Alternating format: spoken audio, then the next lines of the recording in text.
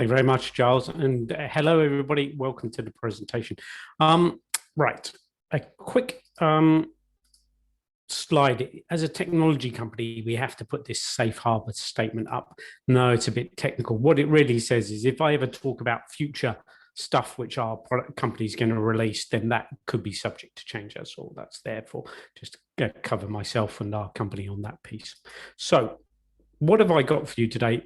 This is the agenda which I'm going to go through for the next 30 minutes. And as Giles said, I'm really keen to hear your thoughts and feedback and questions you've got on this subject of really helping companies be more agile, improve the budgeting forecasting, but really looking at this through the lens of people and engaging the whole company in the organization. So first off, quick introduction about me. My name's Robert Douglas. I work for Workday at the moment. I lead our planning business for Europe. I've been working in the budgeting forecasting space since 1992, so quite a reasonable length of time. I started out in the development team, building a product in this sort of space. I moved on to implementations. Have implemented 40 plus budgeting forecasting solutions for companies, and then moved more into the sort of engaging with customers and prospects sort of side of things, and worked with various companies from Cognos and IBM, more recently at Adaptive Insights, which then got acquired by Workday into their portfolio. So I'm bringing that experience and also the company's experience, Workday's experience with working with people on budgeting forecasting. We have a solution, Workday has a solution that has been in the marketplace for the last 16 years. It's got something like 5,500 customers. So we've built up quite a bit of experience around budgeting forecasting. And that's what I'm going to try and bring to you over the next 30 minutes. And it's these subjects which I'm going to go through. Firstly, why company-wide planning is critical to your business, and it's really the next step change which a lot of organizations are doing. So I'm going to cover that piece, and then I'm going to cover these sort of three key areas to think about as you look at expanding your budgeting forecasting or making it more engaged across your business. I'll be saying, hey, what is this? As a lot of people do with budgeting forecasting, what is this? Why do I have to fill it in? How do you do that? And sort of that feedback and engagement loop. As we go through, you'll get a sense of what I'm talking about with those sort of three key areas. So let's start off with that key question, why business planning is critical. I've been, as I say, working in this space since 1992, and it keeps me absolutely engaged because I think this is one of the most critical processes an organization does. The budget or the forecast is absolutely critical to an organization. It is your business strategy embodied in financial form. It's saying how you're investing your resources. As that little quote says down here, a budget is telling your money where to go instead of wondering where it went. It is your allocation of money to each individual department, each individual person. It's how much you're spending on marketing. It's how many salespeople you're choosing to employ. It's how much you're going to put in R&D. It's how much you're putting into all the different parts of your business. So there's no more critical document in your business than this, because it tells the whole business, this is how we're investing our resources. And that means all the parts of business have to be connected into that process and should be part of that process. And we see in this changing world, and not just driven by the pandemic recently, but the pace of change on organizations has been coming thick and fast, whether that be supply chain disruptions from, say, a boat blocking the Suez Canal through to better cash flow management, or more recently dealing with things like a remote workforce. These sorts of pieces, an organization responding to these changes is all about how they allocate the resources and where they put it, and looking at their business model. And that is contained in your budgeting and forecasting process.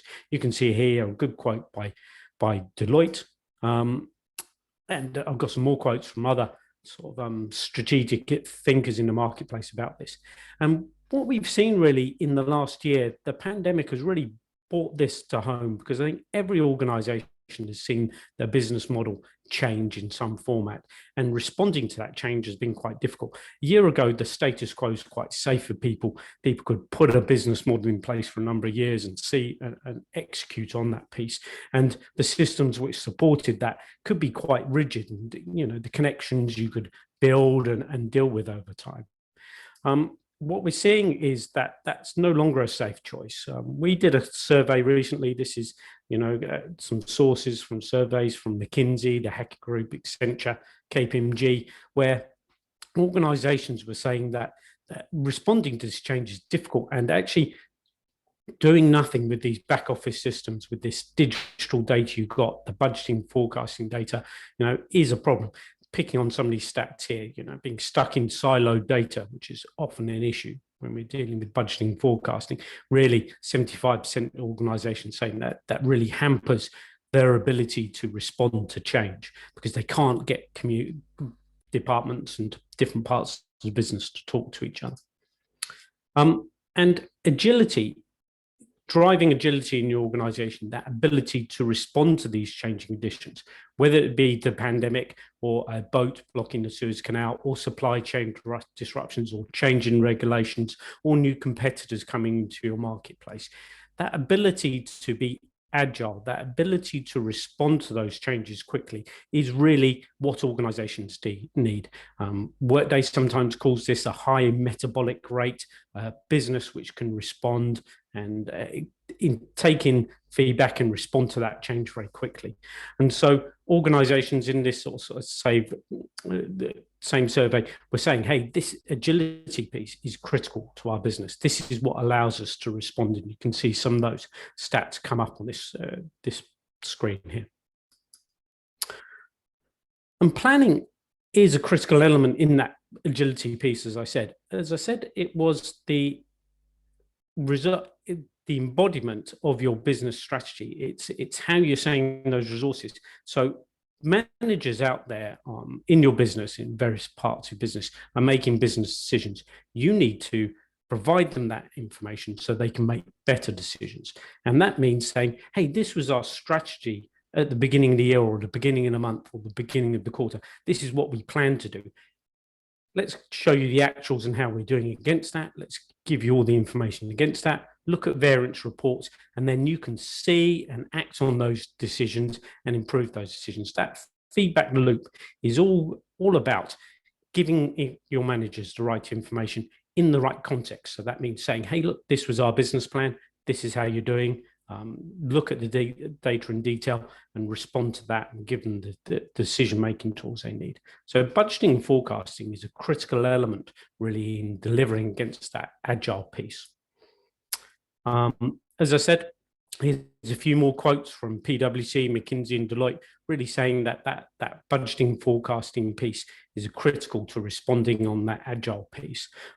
Just picking on the McKinsey one at the bottom there, digital initiatives which seemed out of reach, from automated closing to real-time forecasts, are now business critical, because this helps organizations respond to change, something which is a lot more interactive. The PwC quote at the top, I think, really hits another key point, which we'll be touching on, which is scenarios.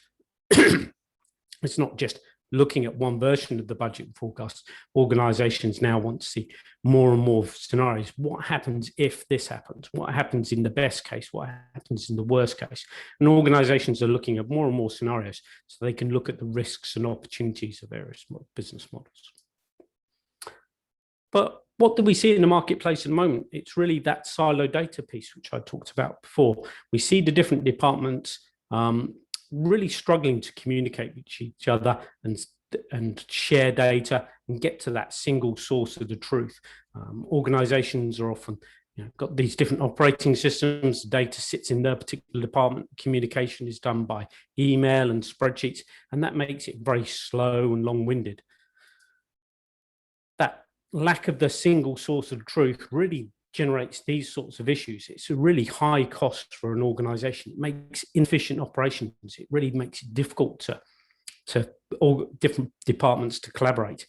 It gives you poor customer service, really fragments the culture. It means that all departments can't work together very well. And fundamentally, at the end, it really leads to poor decision making, because you're not getting that information and feedback back to decision makers in a sensible time frame, or in a sort of process which allows them to make better decisions.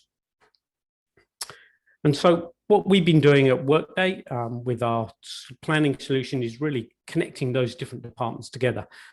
Just here a little bit more stats on how long it takes typically organizations to pull together a budget or forecast.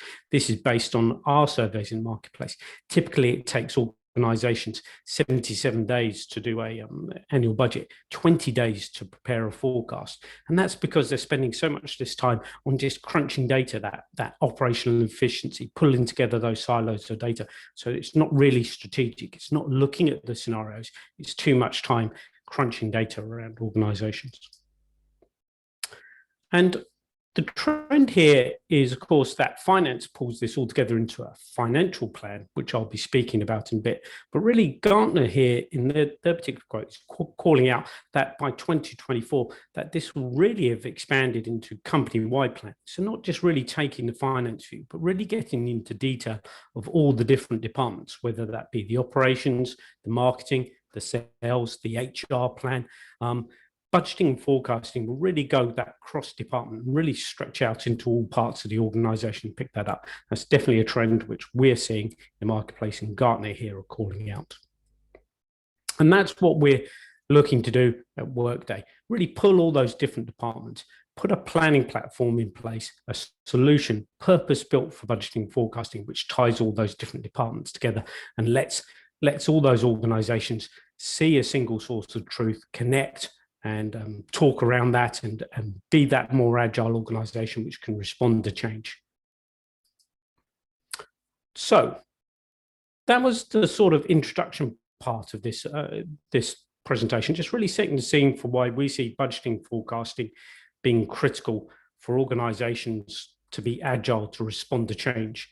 And really what we're going to talk about now next is that collaboration piece, because it really comes back to, as I highlighted a little bit through there, is it just not just for finance. This is other parts of the organizations which need to be engaged. It's critical to do that, to get the whole business to adjust and be agile to respond to change. And you also saw some of the quotes there from organizations like McKinsey and Gartner sort of saying that this cross-company budgeting is really become more relevant.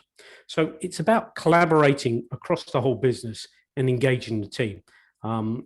I don't know what specifically your organization's like, but having worked in this marketplace for quite a while, typically what I see when I go speak to companies, if they're a December year end, I see organizations do their annual budget around about post-summertime, sort of, September, October time, and they take that 2 or 3 months to pull together their annual budget for the next year. I very rarely see organizations in that situation when they turn up with a spreadsheet for the annual budget, that the rest of the organization suddenly jumps up and down and goes, oh my God, I've waited all year for this moment. Annual budgeting is my favorite time of the year. I can't wait to engage in this process. It just typically doesn't happen. We don't get that engagement across the business. And that's what I want to talk about a little bit first, is getting that engagement. And so I'm going to talk about these 3 key areas really. Well, that what is this? So when that person gets that spreadsheet, people go, what is that? How can we help improve that piece? That sort of ease of use piece, which is sort of, how do I do that? How do I pull into the system? How do I get that? And then that last piece, which is that feedback and engagement piece talked about, that better decision-making, providing the data. Now, this is typically what you will see. I just pulled this off the internet, a sort of big spreadsheet which you will send out to lots of different people in your organization, pretty typical, with some sort of accounts or level of expenditure or revenue down the side, and then 12 months across the top. So, a lot of numbers, a lot of data to fill in.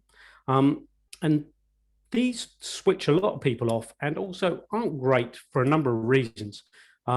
Number one, if I'm in marketing, this isn't my business. This is just a list of accounts. It doesn't reflect what I'm doing in marketing, perhaps the trade promotions I'm doing, or the different projects I'm doing, or the different campaigns I'm doing.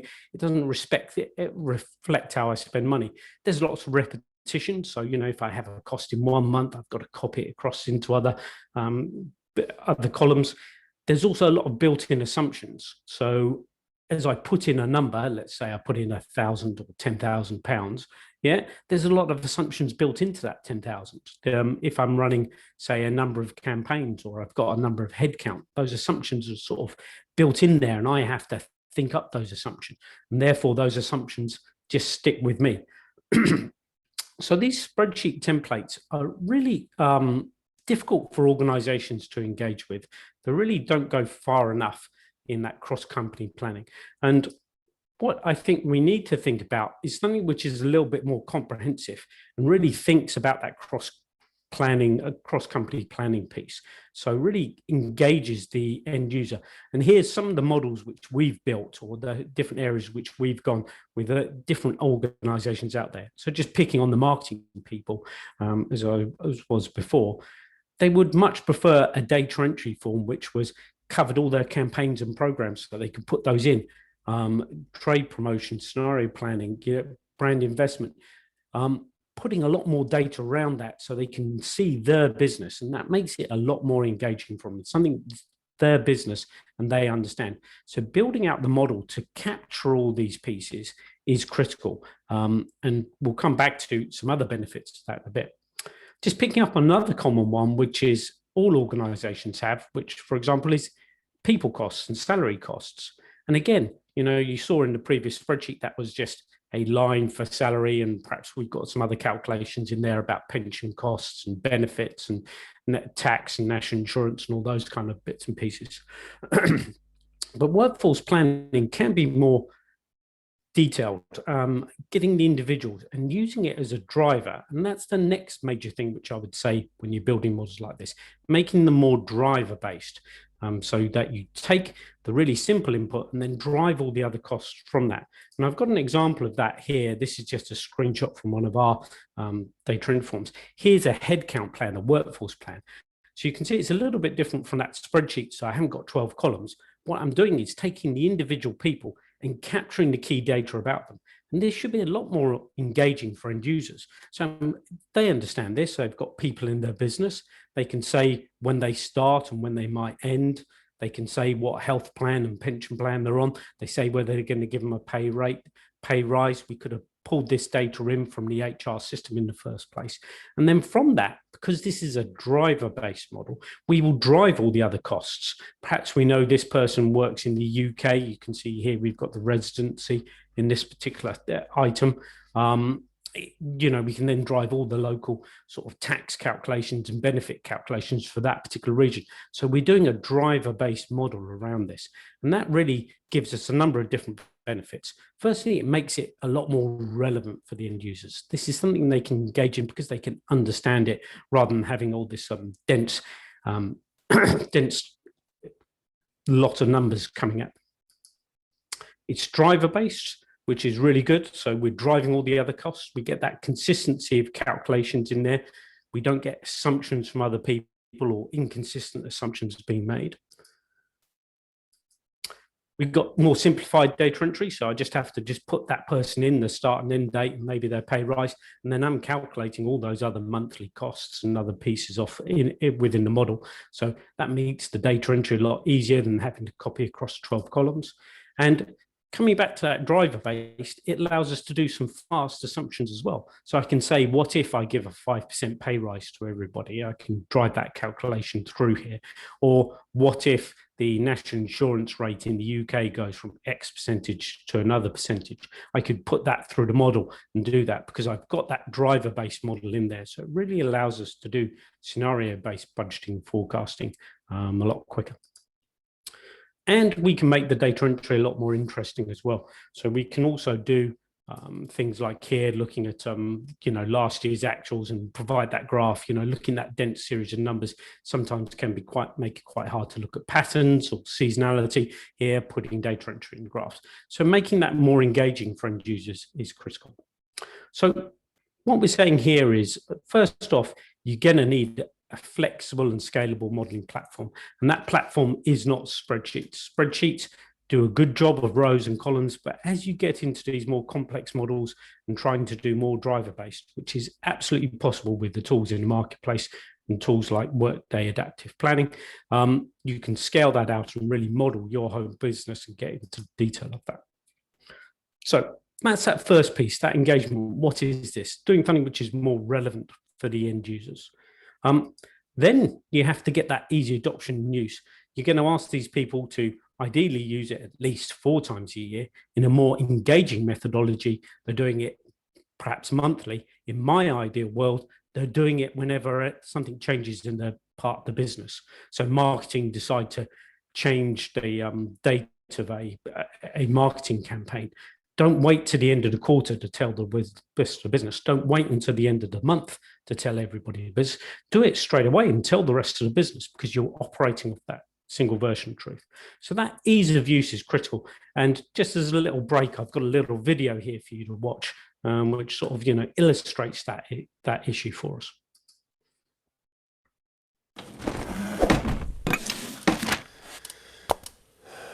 All right. Everyone just take out the latest version of your spreadsheet and we'll get started. Is this the sales spreadsheet or the finance spreadsheet? There is no sales spreadsheet. It's definitely the finance, so. You sure? Yeah, it's version 22.5. Well, this is why you should have a sticky note system to keep track of your versioning. According to my system, 22.5 is not the most recent version. 22.5_1 is. 22.5_2 went out last night, and then Bob made some edits that he sent out with the invite. So you should be looking actually for 22.5_2. Okay. _1, Bob, ! $Bob. Okay, well, the $Bob is actually not the most recent version. Just so we're clear. How would you even know? It's on my orange sticky note. Orange equals outdated. Orange? Okay, well, outdated. That looks peach to me, so well, I find that confusing. Look a little higher then, because there's a peach sticky note right above it. P, priority. Sorry I'm late. I was just in a meeting that was about this meeting, and it went a little long. Thanks for being here. Just go ahead and take out the latest spreadsheet, all right? But Gary is joining this meeting, right? Because he has the latest and greatest version. I think Gary's on his honeymoon. Look, why don't we at this point just all make sure we have spreadsheets out? Don't care what it is. Pull up a spreadsheet. I got a few. I'll send out the master file later. Okay, yeah, I can set up another meeting request if you want. Is 8 hours enough time, do you think?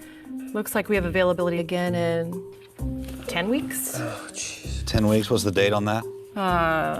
Just check your stickies. 10 weeks from now? 10 weeks from now. I have a vasectomy that day. You didn't write that on the calendar.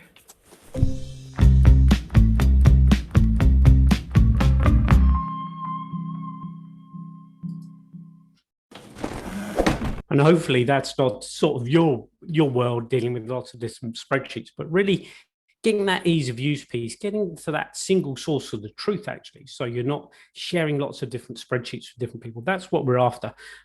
This is another cut of that view about the issues with single source of truth, or some of the advantages of it, if you look at the back of it. So organizations really silo data, holding it in different departments, really causes issues, because that means decision makers are doing it on gut feel. Decision support is poor.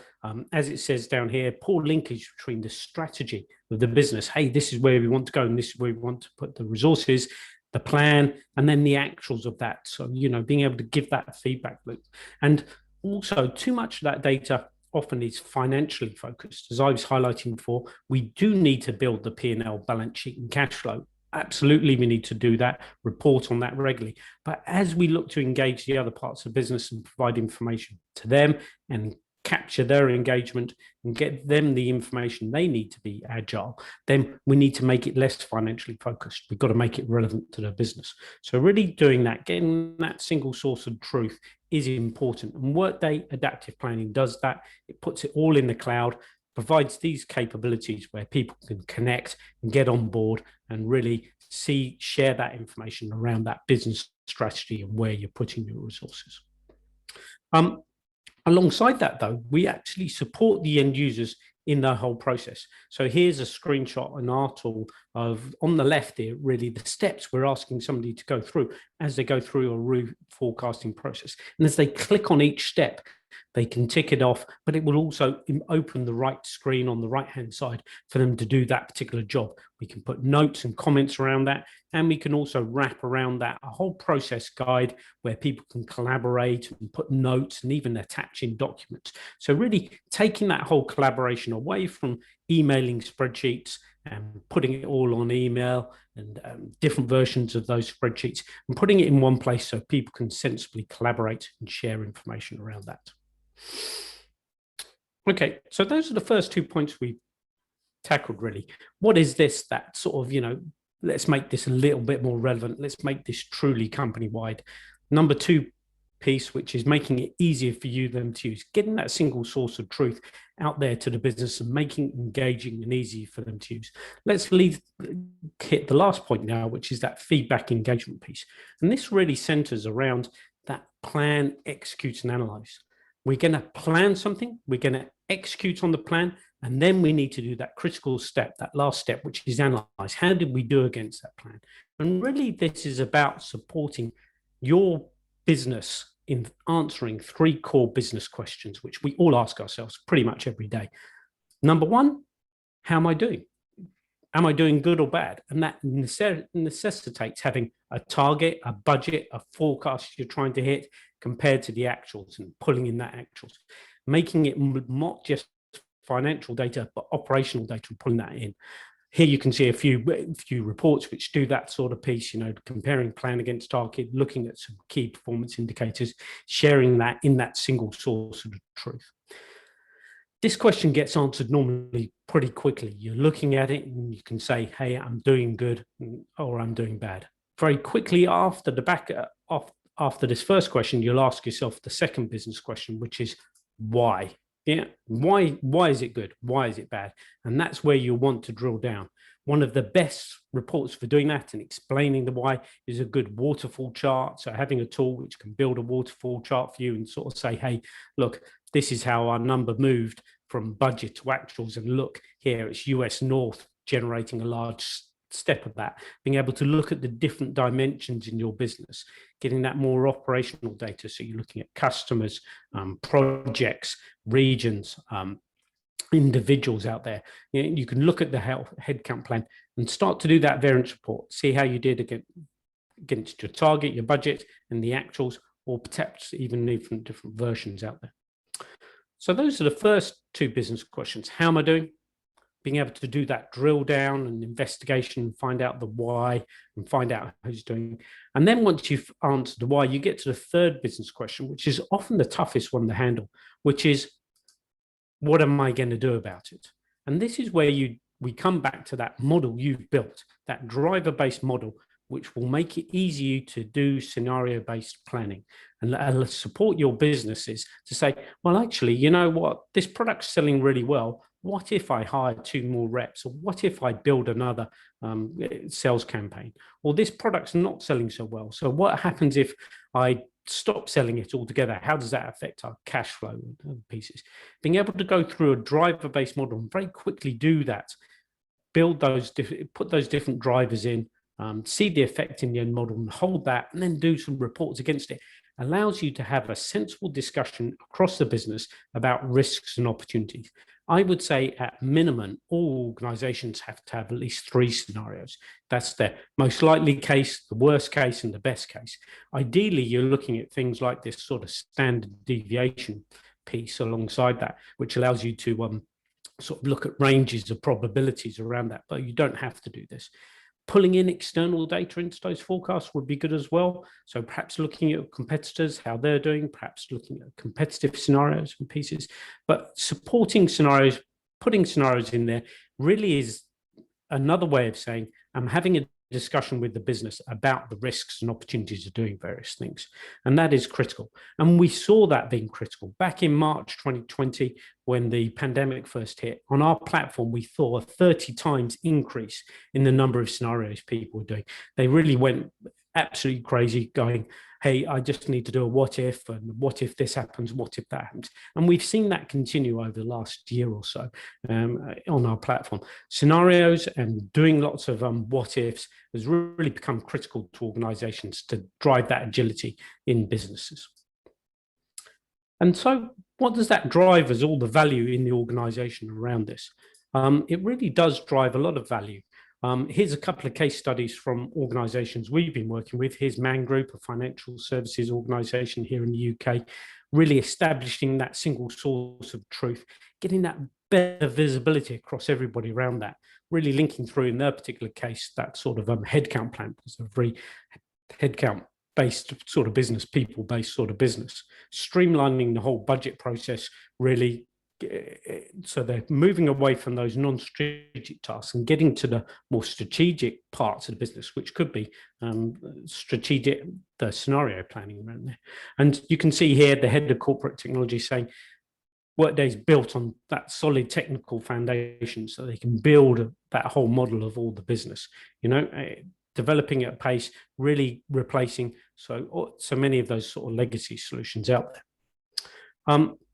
Here's another financial services firm, really highlighting that engagement from the other parts of the business. People are happy with Workday planning, that ability to drill down, answer that why question, give them the detail, really run those reports to give that agility and trust the data so they can make better decisions around the organization.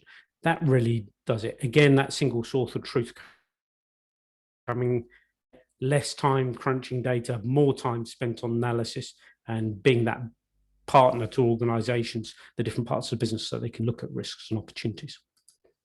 So we're reaching the end of our presentation now. Really keen to take your questions as they come through. So if there's any questions coming up, please put them in the Q&A and Giles will sort of mediate those and bring them to me. But these are the key takeaways I want you to think about as we from the presentation really. Firstly, it's about engaging the whole company in the business planning process. And to do that, you've got to build out the model, make it driver-based.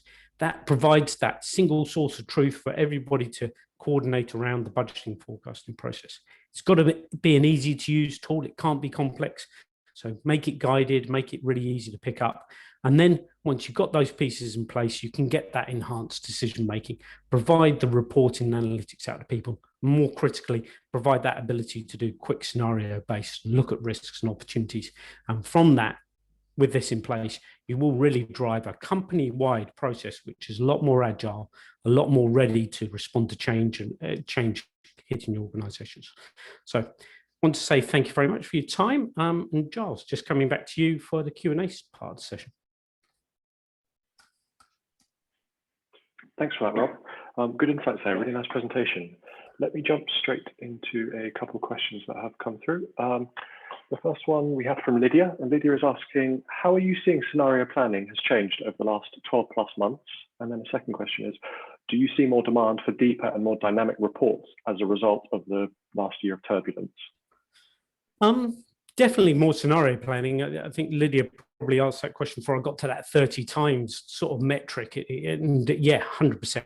People are doing more what ifs, more scenarios. I mean, I was speaking to an airport recently. I won't name which airport it was, but one of the airports in the UK, and their demand for budgeting and forecasting scenarios, it's just gone through the roof. You would think that their business had just ground to halt, but no, as you can imagine, they're having to really do lots of what ifs and say, hey, what if this scenario happens? What if that scenario happens? So we're seeing it more and more, and I think organizations are definitely seeing that as the critical piece. I think the other piece I would highlight to answer Lydia's question is more and more I've seen in finance teams now the rise of the job title finance business partner. Yeah, and that's really become prevalent across organizations because organizations want finance to be a business partner to the other parts of the organization. And for me, that is about having a conversation about risks and opportunities as they look to execute on the plan. Yeah, looks to execute strategy, and scenarios are the way to do that. So instead of just being this passive collection of data from different departments, it's now got to be a conversation with the departments, and scenarios are critical for doing that. Yeah. So hopefully that answers the question. Thanks so much for the question. Jose's asked, to date, our business has largely built our own tools. What size of an organization does it typically get to before they'll implement Workday? Yeah, no, thanks for the question, Jose. And it's an interesting one. As I say, I've been in this marketplace since 1992, so a long time. And it still amazes me how much spreadsheets are used around the organization. I think we're in our third iteration really of tools, of generations of tools doing this, doing this piece. And yet spreadsheets are still one of the most popular budgeting forecasting tools. Now, spreadsheets are used because they are just simple. They're just there. everybody knows how to use them. It's easy to build out those calculations and get them out to people. And I would still say use spreadsheets where you can get away with it, if you sort of see what I mean. And you can get away with it if you don't have these following issues. And this sort of answers, Jose, your question about company size.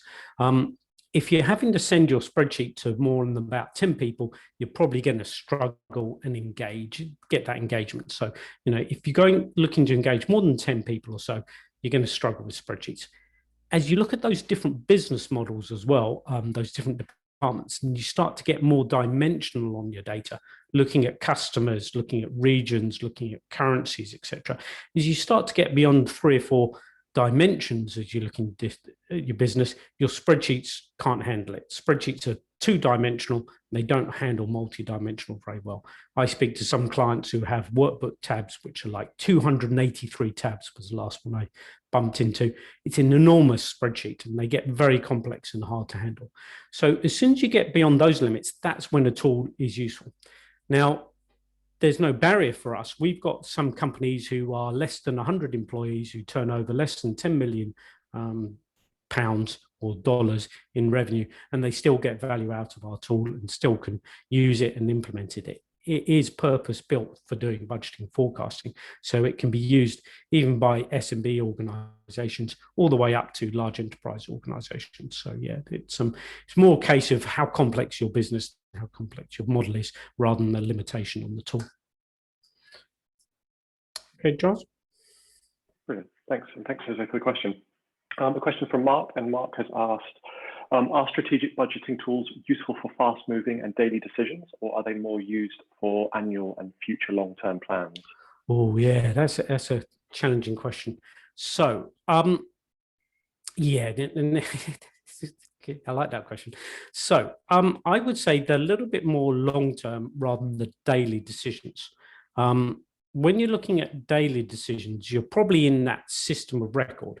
So I think a budgeting and forecasting tool will always sit across many different solutions. We didn't really touch it here, but you're obviously going to pull data from your finance system because that's your financial system of record.